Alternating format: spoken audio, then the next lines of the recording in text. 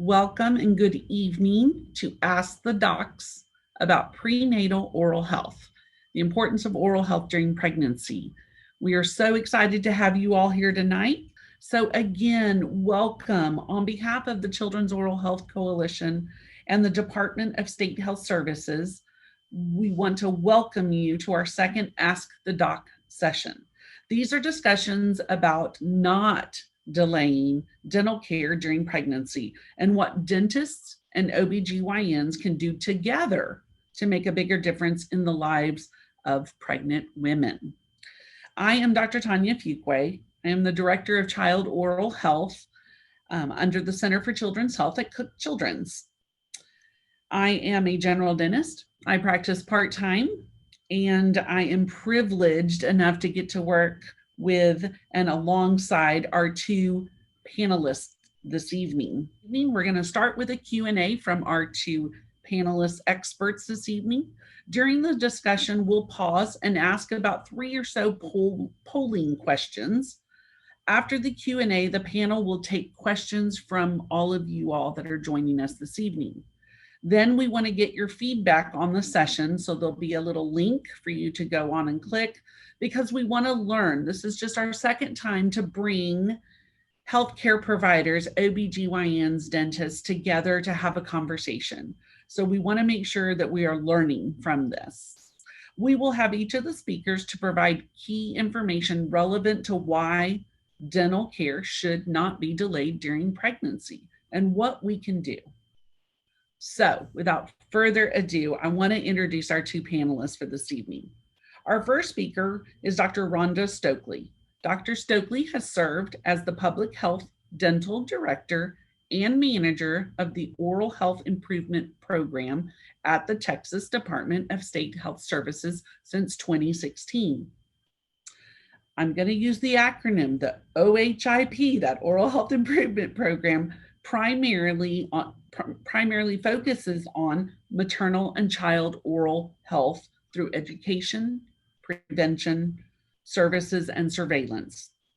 She previously served as the state dental director at the Austin State Supported Living Center. Dr. Stokely also has private practice experience, including practice ownership. She is a member of several dental organizations, including the American Dental Association. She lives in Austin with her husband and 2 daughters. So thank you, Dr. Stokely, for being here tonight. Our second speaker is Dr. Shanna Combs. Dr. Combs received her medical degree from the University of New Mexico School of Medicine in Albuquerque, New Mexico. She then returned to Fort Worth, where she completed her residency training in obstetrics and gynecology at John Peter Smith Hospital.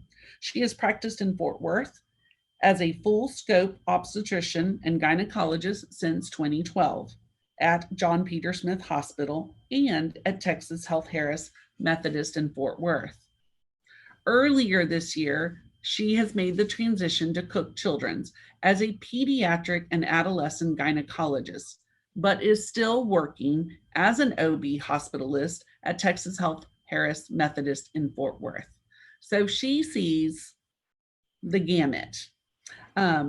Welcome, Dr. Combs. We are excited to have both of you with us tonight. And I hope that this is a lively conversation where we can learn a lot from both of you, as well as maybe answer some questions or relieve some myths that may be out there. So I want to get a pulse. So I'd like to do one poll before even getting started tonight with our discussions. I want to get a pulse on how you all that are with us tonight feel. Poll question number 1, please. As a provider, are you providing pregnancy-related oral health information for your patients? It doesn't matter if you're a dentist. Are you as a dentist giving information to your pregnant patients about the importance of oral health? Or as an OBGYN, are you giving that important oral health information to your pregnant patient? So it's yes, verbally and or printed materials, yes, providing printed materials only, or no, I'm not providing oral health information. We won't judge. You will not be counted. This is aggregate information. All right. Okay, good to see this. I'm so proud of y'all joining tonight. 3% of y'all are saying yes, that verbally you are providing some sort of oral health information for your pregnant patients, or verbally and or printed. That's great. Now, I'm not judging the 22% that said they're not. That's what we're here for tonight. That's what we're here to talk about. So, with this poll being said, I hope this is an eye-opener for us to see that we still have work to do. I have a few questions that I've developed and I'm going to be asking the panelists tonight. We answered a lot of important oral health and safety of dental care during pregnancy with our first session. So if you missed it, you can still watch the recorded session on our YouTube link and at the Department of State Health Services link, and we will be sharing that with you all for sure at the end. So please, there was a lot of great questions specifically asked, and we want you all to be able to view that, but we don't want to repeat all of that. But safety is a big concern, but we're not all providing oral health information to our pregnant patients. So I want to find out from our panelists tonight. Dentists are very much needed at the table during the pregnancy journey. We heard that importance in that first session. If the dental health of a pregnant teen or woman is not treated, will this impact their overall health? Dr. Stokely, I'm going to start with you tonight. All right. Well, yes, it will affect her overall health, and it can do that in a number of ways. For one, just a toothache can be uncomfortable. It gets bad enough, you're not going to sleep well, and you're not going to be eating well either. So those things can impact the woman and impact her pregnancy. Another is the inflammation. If she has untreated gum disease, that inflammation doesn't just stay as bloody gums in the mouth. That inflammation passes along through the bloodstream. And there's studies that show us there's connections between that and preterm labor. Not actual one causes the other, but significant connections between the two. I want to clarify that. And then say there's an abscess, the cavity doesn't get treated, an abscess develops. I mean, that can be life-threatening for someone. So there's a lot of different ways it can affect her overall health. So true. With Dr. Combs, with what Dr. Stokely said, or what are your thoughts on how it impacts a pregnant woman's overall health when their oral health is not intact? Absolutely. So, just to kind of echo what Dr. Stokely was saying about having that kind of, poor dental health, inflammation, infection, all of those things, there has definitely been some evidence to show that it contributes to concerns for preterm labor and preterm delivery. So affecting kind of the health of the pregnancy, and then just overall health. If you have poor dental health, teeth that are falling out, for lack of a better word, you're just, it's harder to eat well if you don't have good dentition. And then also a lot of times if you're hurting in your mouth, you don't want to eat. And so that can also lead to, poor nutrition during the pregnancy as well. And so affecting kind of that pregnancy health, but then also kind of that long term. Also, the last thing with the, dental infections that lead to abscesses, those can actually turn into full-on sepsis. And sepsis is high risk no matter what. It's even higher risk in a pregnant patient because they're already in a fluid overloaded state. And so puts the mom at significant risk if she gets infected with and septic from a dental infection. Wow, that's a really good point. And we hear it all the time that dentists, unfortunately, sometimes are really scared to treat that pregnant patient. So it's important to do this, but what does this mean for the unborn child? Are they also at risk if the mom's oral health is not in check? We talked about some things that could maybe happen with mom with oral health disease, but how does this impact the baby? Dr. Combs. Well, I think the biggest thing is it's not so much that it like the infection is going from their mouth through their body, through the placenta to the baby, is because the placenta is a great barrier, does block a lot of things to the fetus. But more than anything is if they end up having to deliver early, that baby could be born premature, requiring NICU admission. And putting them at a significant risk if they're born early as far as lung development and brain development and things like that. But on the flip side, if mom's not taking care of her dental health, that's also, we always say the way goes the mom, the way goes the family. And so the mom may not be, if she doesn't understand the importance of dental health and how that affects her overall health, not really kind of educating her children about that as well. And so I always say pregnancy is a prime time to educate women because they're the most motivated when they're pregnant. And then that influences the entire family so that they can have optimal oral and dental health as well. That's good. But if they don't know about the connection and the importance, then they're maybe not going to have that. So again, hence the why we need to have those conversations. So Dr. Stokely, what's your thoughts on that, on the unborn child? Well, I mean, I agree with what Dr. Combs says, getting mom on board with good oral health and just the right habits and understanding the importance of all that is going to really impact that child's oral health. Both in just learning habits and the importance of care, but even if that mom has a mouthful of cavities, she can vertically transmit that disease-causing bacteria to her baby through just common mom behaviors. Often you'll taste the food, make sure it's not too hot before you give it to baby, or you'll see people that the pacifier falls. Well, mom will just clean it off in her mouth before handing it to baby, which is kind of gross, but I'm sure they're thinking, well, less gross than the street, right? But still, there's lots of ways that mom, if she's got all this bacteria, passes it along to baby. And that's how babies can get that disease-causing bacteria. Wow. And so important to have that type of conversation prior to that baby even being born, right? So again, another reason to be educating that pregnant mom early. So tell me then, what worries you most when you are thinking about providing care to a pregnant teen or women? What worries you most, Dr. Stokely, as a dentist? What concerns you?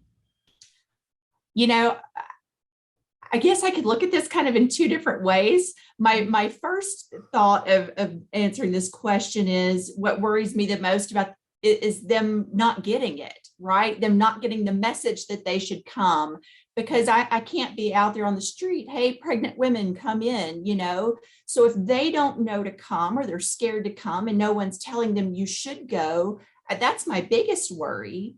And then my other way of looking at that question is what literally worried me when I was seeing patients. And really it was safety concerns, I mean, this understanding how safe it is did not happen to me overnight. I mean, I graduated from school back in 2005. And I know back then, and I don't the general sense I have of what I learned with treating pregnant women was that you really didn't do it unless it was an emergency. If it was bad and it couldn't wait, you did it, but otherwise you didn't touch them. Maybe get the one most critical x-ray that you needed and don't do anymore. And it's hard to change that mindset. I mean, boy, what we learn in school, it's so hard to shake. And so just general safety would worry me. Like I said, it's been a journey to get to where I feel like it's absolutely the right thing to do and shouldn't be delayed. Great information. Dr. Combs, what concerns you as an OBGYN for a pregnant mom to get dental care? I mean, that all the dentists go, no. So yeah, no, I always, it goes back to that point of like your oral health is part of your overall health, so I always say, forget she's pregnant. There's certain precautions that can be taken. So like, for example, if you need to get x-rays, get x-rays. If you can defer till after she's delivered, then defer. But, just keep in mind shielding. I mean, we shield non-pregnant women in the dental chair. So same thing with pregnant women. Um, you know, Sometimes women come into the hospital in the ER and they get put in a CT scanner before they knew they were pregnant. And so way more radiation exposure, and 99.99999% of the time, nothing happens. So I think, being precautious, but recognizing that oral health is important, and it's still important in a pregnant woman. I always point out that, as an OBGYN, so many times it's like, oh my God, she's like a day pregnant. I can't treat her. I can't do anything for her. And in reality, you can. And I want you to be comforted in the fact of, you can take care of them and help them with their oral health. Because just because they're pregnant doesn't mean that that the rest of their body doesn't need to be taken care of. And so really, being comfortable, recognizing like appropriate shielding, all of those things. But, like one of the questions I often get is, if they need antibiotics for an infection or something, they're like, is this antibiotic safe? And I'm always like, hold on, let me check. Because I'm an OB and there's so many medications out there. I can't keep them all straight, what's safe and what's not safe. I know kind of the common ones that I use that are safe and things like that. But there's tons of resources out there to know kind of what's safe in pregnancy. I think the time when a lot of people are most fearful is in that first trimester, because that's like organ development and things like that. And where you're going to give mom things that might harm her or the baby. But like most of the things that you use, antibiotics, topical anesthetics, those are all things that are fine and safe to use in pregnancy. So I wouldn't worry about that as much. And then more than anything, as they get bigger pregnant, just being in the dental chair and kind of laying back, they might get dizzy, weak, lightheaded. So definitely taking into consideration that you kind of want to tilt mom off to the side. I always tell moms, when you're just out and about, you might want to take a pillow with you anyways, just as far as a comfort level thing, to sit behind their back, or also kind of tilt them when they're in the dental chair. But please don't run from pregnant women. They need you. Good. That was a good line to end on. I know in our first session, Dr. Palmer, our OBGYN, Dr. Palmer, that was our speaker then, said, well, it's just mean when you don't treat pregnant women. And I thought, well, there you go. I can remember that. So anyways, you ended on a good note with that. It's a good reminder to us that there's still a human being connected to those teeth and they need to be treated. Yeah. So, and if I can interrupt real quick, our practice guidance that we developed that's on our website, hopefully somebody can type that in the chat box. I didn't, surprise, I'm announcing this right now. But it's got information about like antibiotics and which ones are fine to give. And it even has some images about how to properly position a woman who's very pregnant, like where to put a pillow, just so you can kind of tilt her in a way that she's comfortable. So that way you don't have to guess. You can look at that picture and do what it says. The website was just put into the chat box. So please, everybody take a look at that or take a picture of it or whichever.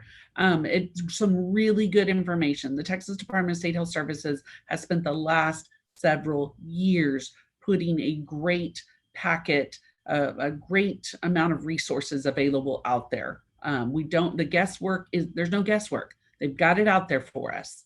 How do you define a high-risk pregnancy? In other words, so many dentists and so many physicians or healthcare providers already think, well, if a woman's pregnant, they're considered high risk. Is that true? Is that myth? What? Tell me, Dr. Combs, you're shaking your head. Absolute myth. The reason why I chuckle is because I always remember when I was still doing full scope, like women calling the office or talking to my nurse and always being like, well, I'm a high risk pregnancy. And I'm like, well, in reality, like the criterion to be considered high risk per like medical billing is like really, the bar is really low. Like if you started your prenatal care late, if you're a teenager, if you're advanced maternal age, if you're overweight, if you're obese, like there's so many factors that make you quote unquote high risk. So the thing that I would say is some of those high risk patients actually happen to be the ones that need their oral health the most. Those are like the ones who have a history of preterm delivery or preterm labor. And so optimizing their oral health, since we do know there's a connection there, I would say is super important. But, you know, again, going back to the don't run away from the pregnant woman, is everybody, you know, like, it's as soon as they become a nanosecond pregnant, everybody's like, hands off, I'm done. I can't do anything. And in reality, you can, and women still need oral health and regular health care when they're pregnant. That for me as an obstetrician, like, don't ask me to do dental care. Is you know, I've told Dr. Fukue and Dr. Stokely before. I grew up in a dental clinic. My father's a dentist, and so, you know, even then, I'm still like, no, that's just not my area of expertise. And so, I want your help for that. Versus, you know, if you have a question about OB, reach out to me. Let me know. See how we can work together. That's awesome. Dr. Stokely, what are your thoughts on that with the high risk? I go with what our medical experts say. I follow what Dr. Combs and Dr. Palmer last time said, which, I mean, it's quite similar, that really, if it's high risk, you know, but it's an interesting point you brought up, and something that she didn't before, and I hadn't thought about this. Women may think of themselves as high risk pregnancy because of like billing kind of stuff. I mean, I guess that means I had forgotten that, but I guess technically I was a high risk pregnancy, very healthy pregnancy, but I was 35. So that made me high risk when there was nothing else going on. So we've got to be aware that when some women come in saying they're high risk, they really may not be high risk. But then I know that puts the dentist in a position where, well, this lady's coming in saying she's high risk. I know Dr. Palmer had said last time that really, if they're that truly high risk where it would really be a danger, they'd probably already be in a hospital. Mm-hmm. Do you agree with that, Dr. Combs? Or yeah, no, absolutely. Like, and that's the thing that, like, I would always kind of point out is, if there's ever a question or a concern, you know, you can always reach out to the OB. But for the most part, as you know, so many little things can make a woman high risk pregnant. So if they say that to you, you know, it's kind of maybe asking a little more, or even just simply asking, you know, has your OB said you can't see a dentist? You know, because and in my mind, I'm trying to like scroll through, like, is there ever a circumstance where I would say that? Yeah, when they're admitted to the hospital, but beyond that, probably not. Right. And that's a really good point, Dr. Combs, that when we as providers are asking questions of our patients, we have to remember they don't have that medical health back knowledge. We have to ask the direct question specifically to what we want to know, right? Did they ever say you were, like, you've got to ask that specifically, right? Because, you know, general, and again, what they read, so many people go to quote what I like to, most people say, Dr. Google. Everybody Googles stuff. Everybody looks on the internet, and there's not always accurate, correct information, and lots of myths out there. So good point. Well, so what are some of the challenges that dentists face to provide care to pregnant teens or women? Dr. Stokely, you being the dentist, what are you seeing are some of the challenges or concerns that dentists are really having? Well, one is, again, getting them in the door, right? They have to know to come. But I've had patients come in that, I mean, wanted the bare minimum done, maybe have their teeth cleaned, no x-rays, and examined. They were very fearful, very worried that it was not safe to do it. And I'm trying to reassure them that it's safe, but at the same time, yeah, I mean, you can imagine patient might be thinking, yeah, but you're the one that's going to get paid if I do this. You know, I mean, and I can understand someone feeling that way, but yeah, getting that woman reassured that it's okay to get the care that she needs and not to put it off, I would say, is one of the big challenges.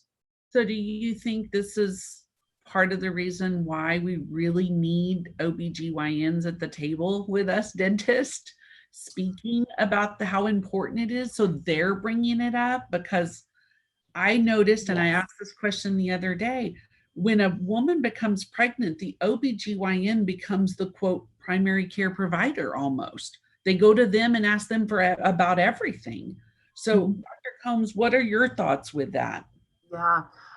No, I think it's super important as an OBGYN to make sure that you're talking to your patients about oral health.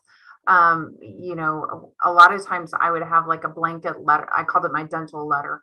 And so it was like a blanket letter talking about, yes, they're pregnant. Yes, they're under my care, but, make sure you shield if you have to do x-rays. These are safe antibiotics. These are safe anesthetics. And then, so the patient had that and really just kind of pointing out that it's okay to go see a dentist and that it's safe and it's actually good for you and your baby to get good dental care while you're pregnant. And so I think a lot of times just reinforcing that, they're like, oh, Yeah. I was going to cancel that appointment. So Yeah. Yeah. So yeah, you're bringing it up preventatively before they're even bringing it up. So yeah, basically, are you saying that's part of your kind of not new patient, but newly diagnosed pregnant yeah. woman in part of her new packet that letters in there? Yeah, because that's a lot of, kind of that new OB visit is kind of like you hit them with a lot of information about, um, good eating, healthy exercise, and then part of that component is also good oral health. And so making sure that they know it's okay to continue the dental care during the pregnancy. I would Okay. sometimes have a pregnant patient come in who would have something from her OB-GYN, kind of like what you said, the little pre-printed, it's okay to do these things, all this stuff. And it was just great all the way around. It made her feel very confident that the doctor was on board and that it was okay. And especially when I was still kind of building my comfort level with treating pregnant women, it very much reassured me and removed any doubt because I had something right there I could put in the chart saying, yes, this is fine. So I always loved it when someone would come in with that just ready to go. It made a lot of difference. That's a great pointer, I mean, you made a great segue to my next question. This just goes right along with it. There are so many perceptions out there and barriers actually to maternal oral health.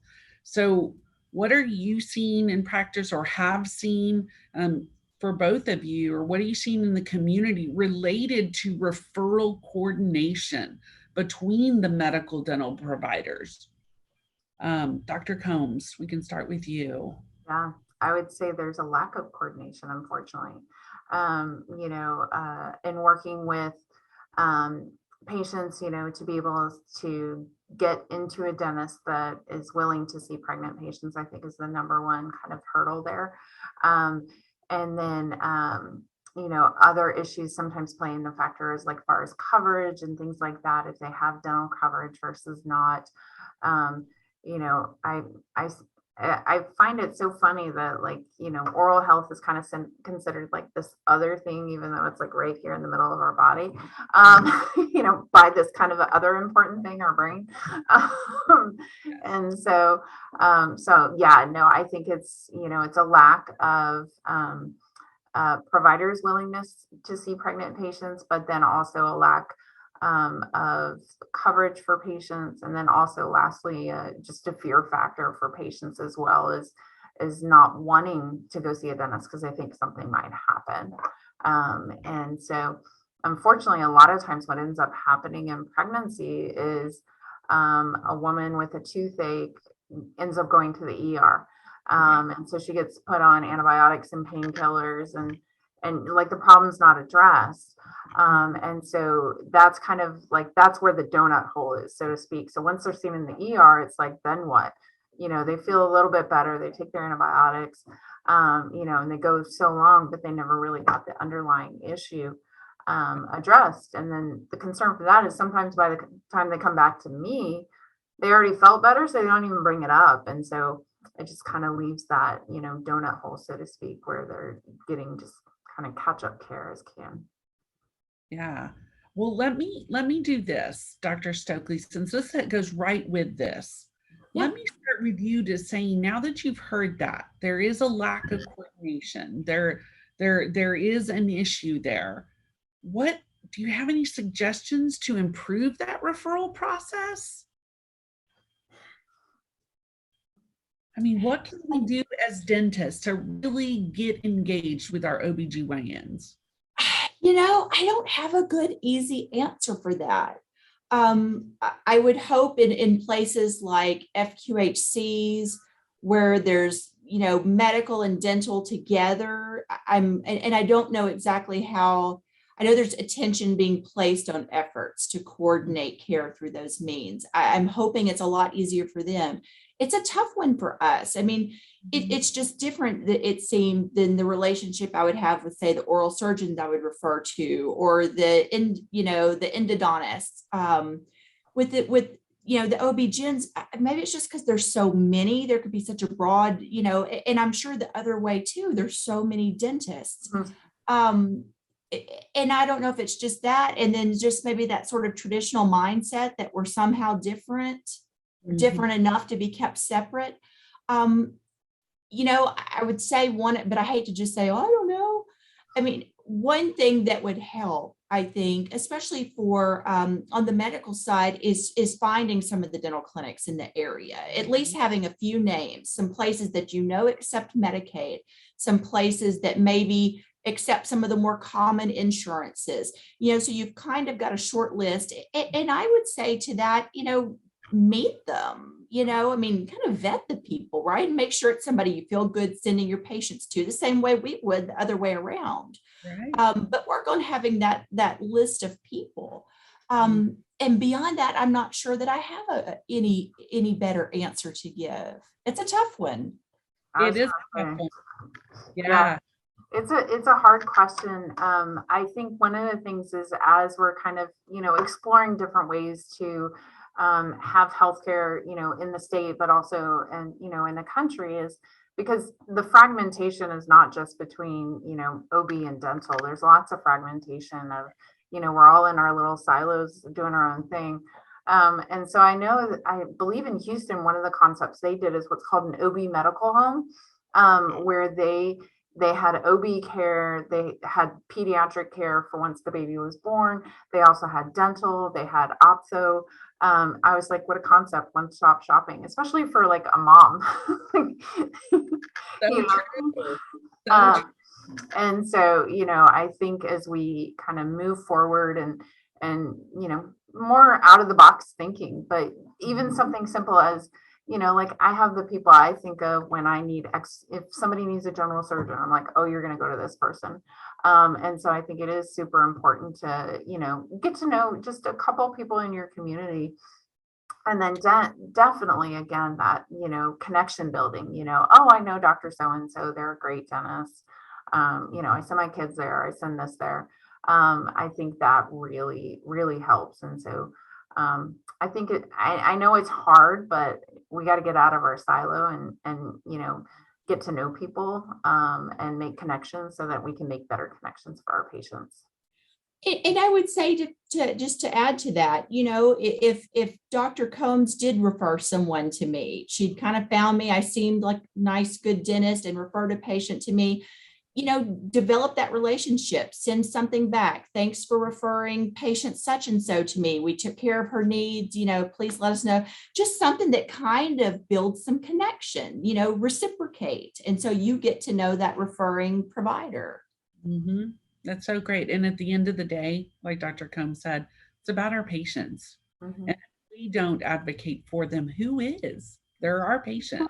And that mouth is connected to the rest of that body in our office, right? So this is a great time for a poll question that falls right in the category of what we've been discussing. So our second poll question, if we can please bring that up. As a provider, do you provide written dental or medical referrals for your pregnant patients? I'm curious, as we've been discussing this, if anyone on the call with us tonight, are you all providing written dental or medical with it, whichever way you're going? So it's yes, no, or maybe you're not really sure. Maybe you're one of those providers that lets your staff do a lot of that stuff, right? Our nurses do that, our dental assistants, our hygienists in the dental office. So it can happen. 50%. I'm excited about that. That's better than some of the other polls that I have seen. So 50% of you are providing some sort of referral back and forth, and that's awesome.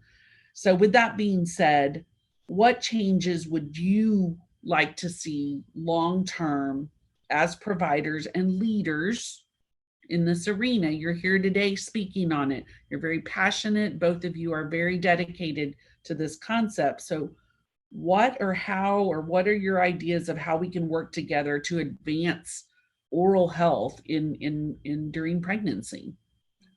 Dr. Stokely, we'll start with you. Okay. So my big dream on this is with future generations of dentists and OB-GYNs, that they learn in their schooling the importance of prenatal oral health. For dentists, that the safety of it and so forth. For OB-GYNs, the importance, hopefully get some of it in medical school. And then as they specialize, continue to learn that it's just an important part of that checklist for your prenatal or, prenatal health for your patients. So then we have future generations that is just ingrained in them. It's what they learned, and then with ones of us who are out already that we get to the point where us dentists have heard it enough that it's safe, that we feel comfortable doing it. It becomes a routine habit for prenatal providers to just have this in the prenatal checklist of things to do, the packet of information. It's just secondhand. It's there. You almost don't even think about it anymore. You do, but it's just so automatically because it's ingrained into your systems. Mm-hmm. That's what I want. That's what we're doing our best to try to work towards that. So Dr. Combs. Yes, for education. I'm an educator at heart. So I definitely think it needs to be part of kind of, medical and dental education, that the importance of oral health, how it impacts the entire body. And so, I think getting it at that phase, and then definitely, like if you think about it, like I always joke, the dirty little secret of pregnancy is it's 10 months, not 9, because it's 40 weeks and it's not really months. We don't use months, but anyways, but so like if you think of 10 months, like you should be seeing your dentist at least once. And if it falls right, it should be at least twice. And that's if you're not having any problems. And so I would say, I think it's super important for OBGYNs, and as they're training to learn this, and then once they get in practice, like that's just part of your checklist. At 20 weeks, whatever, have you seen your dentist this pregnancy, and are you planning on seeing your dentist? Do you need a dental note? Just kind of make it part of the care and discussing the importance of it. And I think as we learn more and more, there's so many things in obstetrics. I call it the big gray hole, because there's so much gray in our field. And so, one of our big wish we knew the answer to is like preterm labor and preterm delivery. And we keep getting little snippets. And so I think one of those big snippets is oral health. And so, ideally, if we can improve oral health, hopefully we can help have an impact on preterm labor and preterm delivery. So I think definitely, kind of public health campaign as well, really focusing in on the importance of your oral health and how that can affect you and your baby. Yeah, that's great. That's the pie in the sky, right? I love it. I love it. One last thing I'm gonna bring up.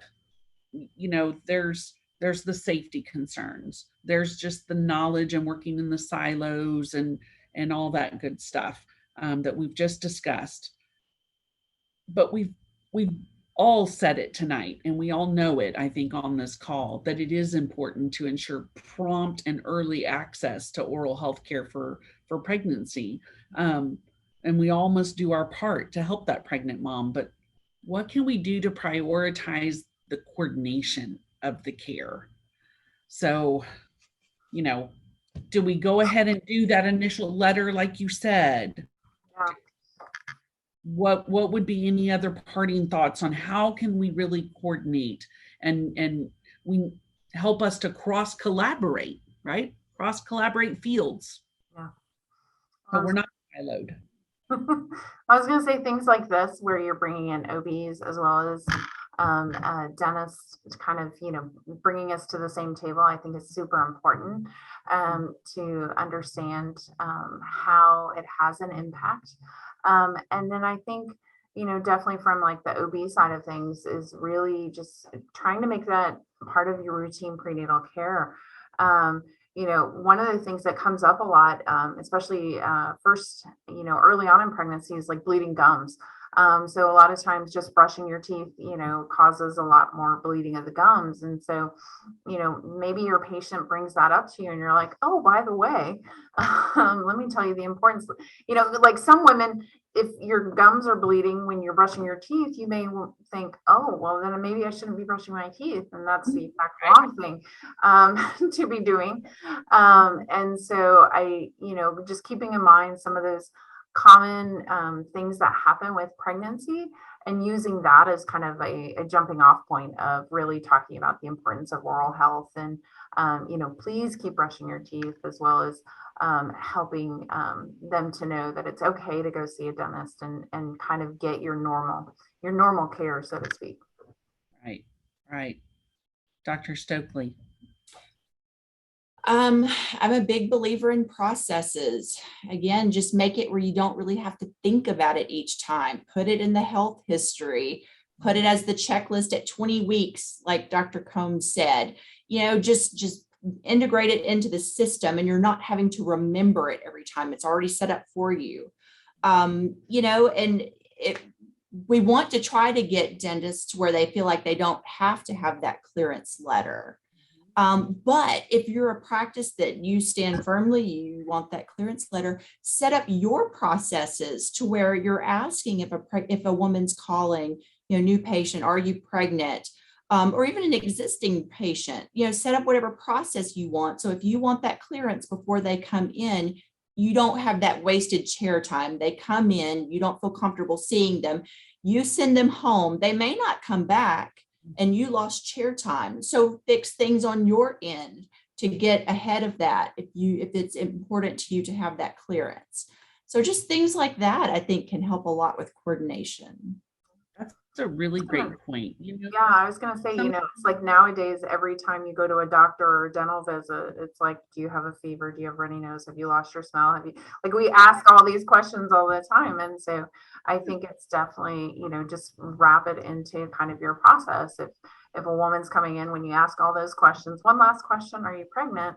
And then you can add the simple question of, does your OB think you shouldn't be, is your OB okay with you seeing a dentist? Definitely make that process easy for the woman. And like you said, so you don't waste their time, but you don't waste your time too. Yeah, exactly. Good points. I think as providers, we all say when we attend a CE course or we join something like this, we all want to get a nugget, right? And those are some really good nuggets that y'all just mentioned, that making it routine, making it part of our everyday thing. Once we make it that way, it'll be that way for our patients, right? As well. So I'm gonna stop us here. I want to be cognizant of our time, and I want to open it up to the folks that are on the call tonight. Please put in your question in chat. Let us know if you want us to unmute you so you can ask the question. You've got two great panelists here, willing and ready to answer questions. Let's take advantage of this. I know. We won't put them on the spot. I know, don't you? I'm always like, oh gosh, that part always makes me nervous. I feel like I'm talking about until someone starts to ask a question, and I'm like, all right, folks, let's see. I'm not seeing anything in the chat box. Let's ask these ladies some questions. I know y'all are itching. Well, while they're thinking maybe of some of their questions, Dr. Stokely, do you have anything that we haven't talked about yet tonight, and you just want to be your last part, and you want to make sure people know something that you feel is really important? Maybe one thing is that with our program, we really want to prevent early childhood caries, early childhood tooth decay. And this is the way, one of our approaches to doing that. I mean, we want that pregnant woman to be healthy, of course, and have good oral health. But getting her on the road to good oral health is going to reduce the chance that that baby, that little child 5 and under, is going to have tooth decay. Because, you don't want them to have tooth decay, right? I mean, you don't want sleepless nights and pain. But when they're little ones like that, it's not just a matter of going to the dental office. They may have to be sedated. If it's bad enough, they may have to go to the hospital for care. And it's a really big deal for little ones to experience tooth decay. And so this is one of those upstream ways that we can try to prevent that. So for that reason too, it's very important. Well, Dr. Stokely, that is a really great point. And it just so happens, I'm grateful you brought that up, because we do have a question from a pediatric dentist saying, "Hi there, I'm a pediatric dentist and I was wondering about the effect on the added weight on the airway, throat, and potentially affecting sleep.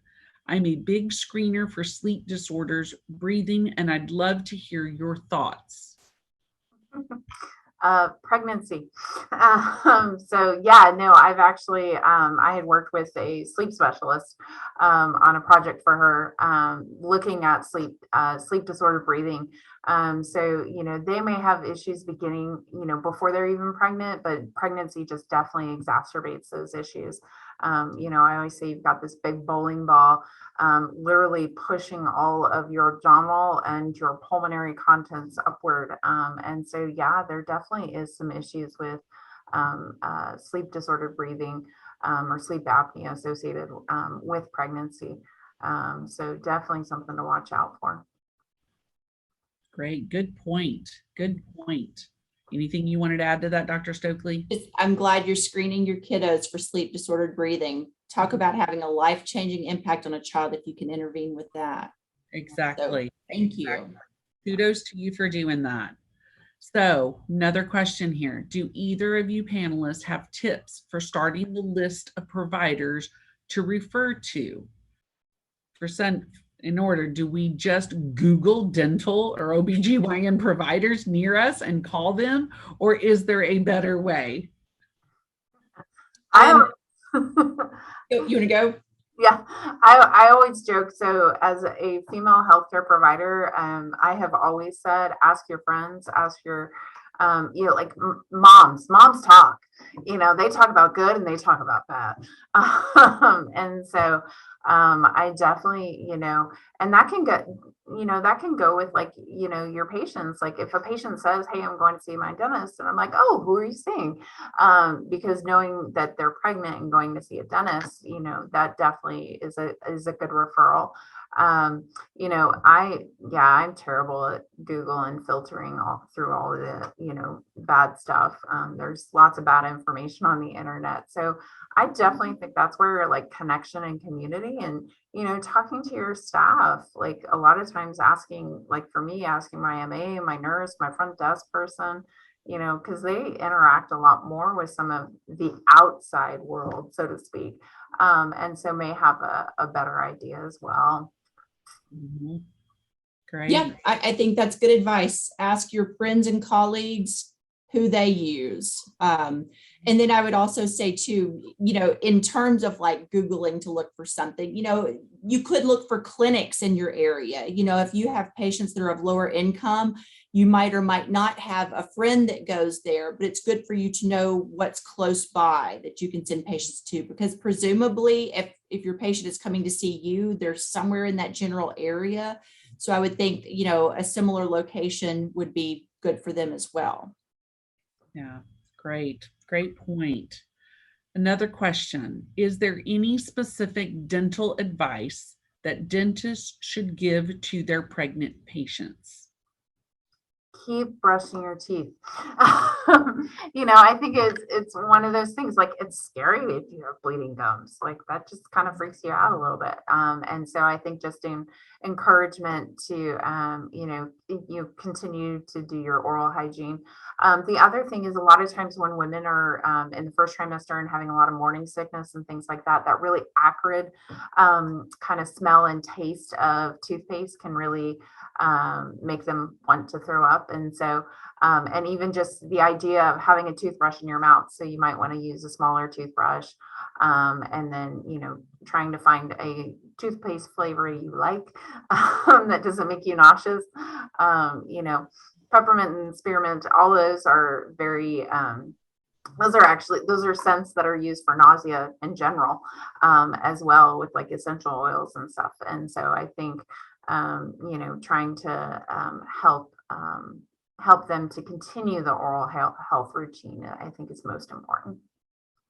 Yes. Yeah, I mean, if you're prone to gag from a toothbrush, get a child-sized toothbrush. It's tiny, but boy, if you're able to at least get in there and brush, then that's the best toothbrush for you. So yeah, things like that. And I would say too, the bleeding of the gums. I feel like a lot of people would be more likely to go see about something that hurts or is painful.